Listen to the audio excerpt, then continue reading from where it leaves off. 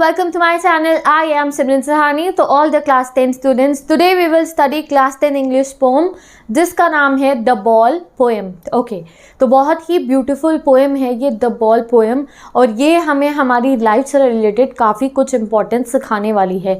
तो सबसे पहले आप मुझे बताइए द बॉल पोएम के पोएट का नाम कमेंट सेक्शन में, और मैं आपको पढ़ाती हूँ ये पोएम डिटेल में.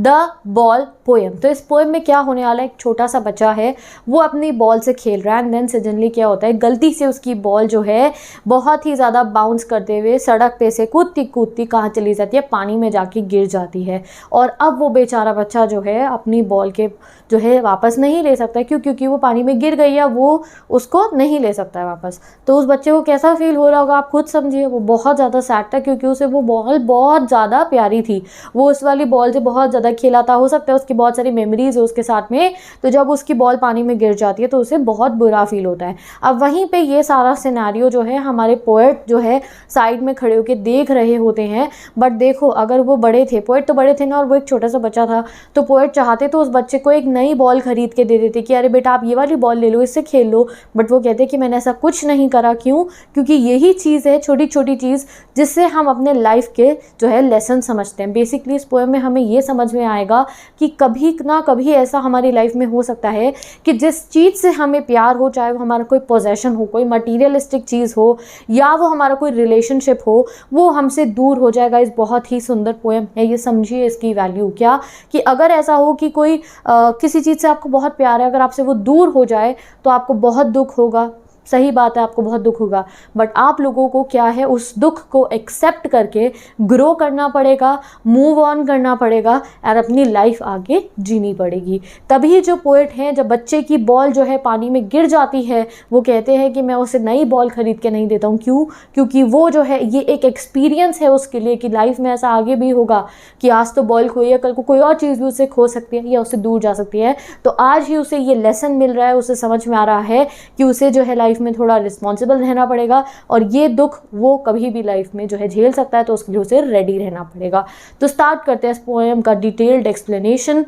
So what is the boy now who has lost his ball? What is he to do? I saw it go merrily bouncing down the street, and then merrily over there it is in the water. तो जैसे कि poet ने कहा, what is the boy now? अब क्या करेगा ये बच्चा? कौन सा बच्चा? Who has lost his ball, जिसकी जो ये खेलने वाली बॉल है ना, ये पानी में गिर गई है. What is it to do? अब क्या करेगा ये? I saw it go, मैंने खुद उसे जाते हुए देखा है. किसे? बॉल को. It क्या है? बॉल है. Merrily bouncing down the street, merrily bounce करती हुई जा रही थी इसकी ball down to street. merrily मतलब खुश खुश हो गए. तो क्या बॉल खुश होती है? नहीं भैया, बॉल थोड़ी खुश होती है, बॉल तो नॉन लिविंग है. तो यहाँ पे पोएट ने एक पोएटिक डिवाइस यूज़ करा जिसे ये था पर्सोनिफिकेशन. जब हम नॉन लिविंग चीज़ें जो होती है ना, उनको जो है थोड़ा ह्यूमन कैरेक्टरिस्टिक्स की तरफ जो है रेफर करते हैं. तो यहाँ पोएट ने बोला कि बॉल खुश होती हुई कूदती हुई जा रही थी, बॉल थोड़ी खुश होती है. तो यहाँ पे पर्सोनिफिकेशन पोएटिक डिवाइस यूज़ हुआ है. वैसे मैं अलग वीडियोज़ बना रही हूँ सभी पोएम्स के पोएटिक डिवाइसेस की, क्योंकि वो भी बहुत इंपॉर्टेंट है हमारे लिए पढ़ने. तो डिस्क्रिप्शन बॉक्स से मिल जाएगा आपको. तो merrily bouncing down the street, poet ने क्या कहा, मैंने देखा इस बॉल को मेरेली बाउंस करती हुई वो स्ट्रीट के नीचे चली गई. And then merrily over there it is in the water, and then वैसे ही खुशी खुशी वो जो बॉल थी वो पानी में चली गई, पानी में जाके गिर गई. ठीक है, आगे बढ़ते हैं हम. तो भाई बच्चे की जो बॉल थी ना, वो तो पानी में गिर गई है. ठीक है. No use to say O there are other balls and ultimate shaking grief fixes the boy. तो टू लाइंस करके पोएम को समझते हैं. आगे पोएट ने क्या कहा, कोई फ़ायदा नहीं है उस बच्चे को कहने का कि और बॉल्स भी हैं. There is no use to say. क्यों यूज़ नहीं है गाइस, आगे और से समझ में आएगा. उन्होंने क्या कहा, कोई फ़ायदा नहीं है उस बच्चे को कहने का कि अरे वहाँ उस वाली दुकान पे और ऐसी बॉल्स मिल रही है, वो जाके खरीद लो, मैं तुम्हें नई बॉल दिला देता हूँ. उस सबको कहने का कोई फ़ायदा नहीं है. And ultimate shaking grief fixes the boy. वो बच्चा इस समय कैसी हालत में है, बहुत ही ग्रीफ में है, बहुत ही दुखी है, और वो जो है शेक हो चुका है, यानी कि बहुत परेशान, शॉक हो चुका है कि मेरी प्यारी बॉल तो पानी में गिर गई है.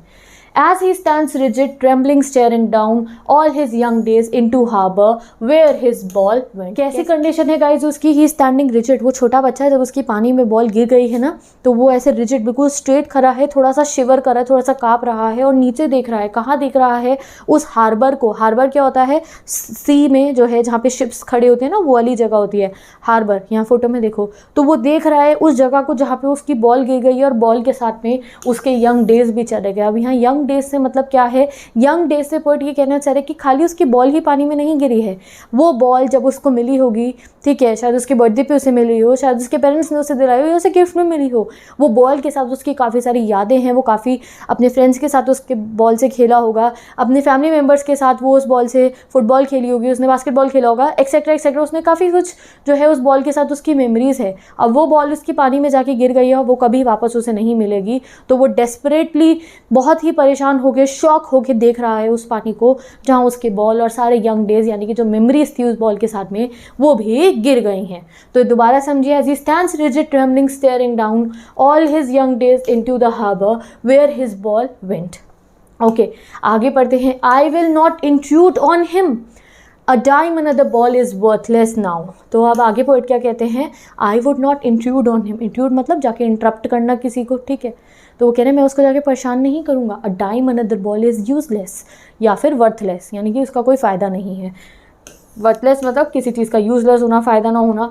टाइम मतलब होता है 10 सेंट्स, यानी कि कुछ बहुत छोटी अमाउंट, बहुत थोड़े से पैसे। तो वो कह रहे हैं मैं उसको जाके ना इंटरप्ट नहीं करूँगा। क्यों? क्योंकि कुछ चंद पैसों की नई बॉल जो है वर्थलेस है। क्यों वर्थलेस है? पोएट कह रहे हैं मैं उसको एक नई बॉल दिलाकर नहीं दूंगा, ना ही मैं उसे कहूँगा कि नए जाके कुछ थोड़े से पैसों की तो आती है एक बॉल, जाके खरीद लो, नहीं। Y? He senses his first responsibility in a world of possessions। क्यों? क्योंकि जो है गाइस, आज उस बच्चे ने अपनी पहली रिस्पॉन्सिबिलिटी सीखी है in a world of possession. Possession मतलब मटीरियलिस्टिक दुनिया में, ठीक है, उन चीज़ों की पोजेशन मतलब जिस भी चीज़ पे आप अपना हक रखते हो, उस दुनिया में उसने एक बात सीखी, क्या कि उसे रिस्पॉन्सिबल रहना पड़ेगा। चाहे वो बॉल ही हो गाइस, यानी कि वो गेंद जिससे वो खेल रहा था। और आप इसको ना थोड़ा इंटरप्रिटेशन इसकी समझिए। पोएट यहाँ हर चीज़ से कहना चाहते हैं कि कोई भी आपका जो है पोजेशन है, चाहे वो कोई रिलेशन हो, चाहे वो कोई आपकी मटीरियलिस्टिक चीज़ हो, चाहे वो आपका कोई इंपॉर्टेंट काम हो, तो आपको जो है उसकी रिस्पॉन्सिबिलिटी लेनी पड़ेगी, ठीक है। तो आपको रिस्पॉन्सिबल होना पड़ेगा। अब वो बच्चा रिस्पॉन्सिबल नहीं था ना, वो पानी के पास उस बॉल से खेल रहा था, तो डेफिनेटली उसकी बॉल पानी में गिर सकती थी। अगर वो थोड़ा रिस्पॉन्सिबल होता तो शायद उसकी बॉल पानी में नहीं गिरती। तो पोएट कह रहे हैं उसने आज पहली बार रिस्पॉन्सिबिलिटी सीखी है। क्या? कि ऐसा भी हो सकता है कि इस वर्ल्ड ऑफ पोजेशन में उससे उसकी चीज़ें छिन सकती हैं, तो इसलिए उसे अब आगे से रिस्पॉन्सिबल रहना पड़ेगा। He senses his first responsibility. People will take balls, balls will be lost always little boy. और वो आगे क्या कहते हैं, पीपल विल टेक बॉल्स। यहाँ बॉल्स से मतलब खाली उस गेंद की बात मत समझो जो उसकी खो गई है। यहाँ आप और भी पोजेशन सोच सकते हैं, जो कुछ भी हमारी ह्यूमन लाइफ में हमसे छिन जाता है, हमसे दूर हो जाता है, या कोई लोग हमसे कुछ छीन लेते हैं, ठीक है, या हमारा कुछ खो जाए, तो वो समझाना चाह रहे हैं ऐसा होता रहेगा। Balls will be lost always, कोई भी चीज़ हमसे दूर हो सकती है, लिटिल बॉय, ठीक है। तो वो हम लिटिल बॉय को भी समझा रहे हैं, हमें भी समझा रहे हैं कि कोई भी चीज़ जो है हमारे से दूर हो सकती है। तो पहले तो हमें रिस्पॉन्सिबल रहना चाहिए, अपनी चीज़ों का ध्यान रखना चाहिए, और आगे क्या समझाते हैं वो भी पढ़ेंगे, ठीक है। आगे देखते हैं। And no one buys a ball back, money is external. He is learning well behind his desperate eyes the epistemology of loss, how to stand up। तो ये कुछ लाइंस काफ़ी इंपॉर्टेंट हैं हमारे एक्सट्रैक्ट क्वेश्चंस के लिए भी। क्या कह रहे हैं वो? No one buys a ball back, money is external. तो यहाँ पोएट ने कहा कि कोई बॉल दोबारा नहीं खरीदेगा, मनी एक्सटर्नल है। बेसिकली यहाँ पे वो हमें ये नॉलेज देना चाह रहे हैं क्या, कि कोई चीज़ जिससे आपको प्यार हो, ठीक है, और वो आपसे दूर हो जाए, चाहे वो आपको कोई फेवरेट टॉय हो, चाहे फेवरेट बॉल हो, तो मनी एक्सटर्नल है इस केस में। अगर कोई आपको बोले कि मैं आपको न्यू ला के दे दूँगा, तो शायद उस नई में वो बात नहीं होगी। मनी एक्सटर्नल है। जो चीज़ होती है ना, उनके साथ हमारी यादें होती हैं। कोई रिलेशन है, कोई पोजेशन है, तो उसके साथ हमारी यादें होती हैं, हमारी मेमोरीज़ होती है। वो हमसे दूर हो जाए तो हम उसका कंपैरिजन पैसों से नहीं कर सकते। तो उन्होंने कहा मनी एक्सटर्नल है। आप ज़रूर उस बच्चे को एक नई बॉल खरीद के ला के दे सकते हो कि लो इस वाली बॉल से आप खेल लीजिए, बट वही बॉल जिसके साथ उसकी मेमोरीज़ थी, इतनी यादें थी, वो कभी आप उसको वापस ला के नहीं देख सकते हो। तो मनी एक्सटर्नल है। He is learning well behind his desperate eyes the epistemology of loss। आज वो बच्चा क्या देख रहा है, सीख रहा है। लर्निंग मतलब किसी चीज़ को सीखना, समझना। Behind his desperate eyes, poet उसकी कंडीशन समझा रहे हैं, उसकी आंखें कैसे डेस्परेट हैं। क्यों? वो डेस्परेट किसके लिए? अपनी उस बॉल के लिए जो पानी में गिर गई है। और वो क्या सीख रहा है? Epistemology of loss.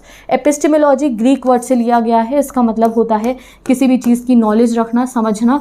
तो बच्चा आज ना लॉस के बारे में काफ़ी कुछ जान गया है। लॉस मतलब किसी भी चीज़ को खो देना। तो आज उस बच्चे ने सीख लिया है इतनी छोटी सी उम्र में ही, क्या कि जैसे आज उसकी बॉल उससे खो गई है, उसकी जो है कुछ और भी लाइफ में ऐसा कभी हो सकता है कि उसकी कोई फेवरेट चीज़ उससे दूर हो जाए, तो आज उसने वो सब सीख लिया है, रिस्पॉन्सिबल होना भी उसने सीख लिया है, and how to stand up, उसने ये भी सीख लिया कि कैसे अगर कोई चीज़ उससे दूर हो जाए जो उससे बहुत प्यारी हो तो उसको स्टैंड अप कैसे करना है, कैसे उसे सिचुएशन को झेलना है, कैसे उस दुख को उससे जो है स्टैंड अप करना है एंड आगे एक्सेप्ट करके मूव ऑन भी करना है। ऐसे ही हम अपनी लाइफ में छोटे छोटे इंस्टेंसेस से सीख जाते हैं लॉस के बारे में कि कैसे कोई चीज़ हमसे दूर हो सकती है और कैसे अगर वो हमसे दूर हो जाए तो हमें उसे एक्सेप्ट करके आगे मूव ऑन करना चाहिए।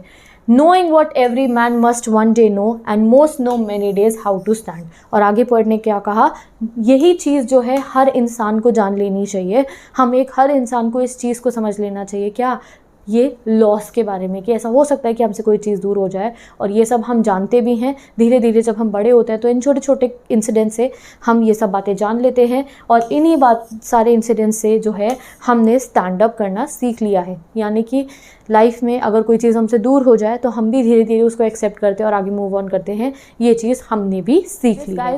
We have completed this poem. मैं मिलती हूँ आपसे नेक्स्ट वीडियो में जहाँ हम अपनी नेक्स्ट चैप्टर को डिस्कस करेंगे। ऐसे आपको क्लास 10 के इंग्लिश के SST के बाकी चैप्टर्स पढ़ने, पोएम्स पढ़नी है, डिस्क्रिप्शन बॉक्स में प्लेलिस्ट गिवन है, मेरी इंस्टाग्राम ID का लिंक गिवन है जहाँ पे आप notes, summaries, important question access कर सकते हो सभी चैप्टर्स के। एंड अगर आप इंस्टा यूज़ नहीं करते हैं तो कॉमेंट सेक्शन चेक कीजिए, पिन्ड कॉमेंट में आपको शॉर्ट समरीज मिल जाएंगी। तो bye bye, take care, best of luck.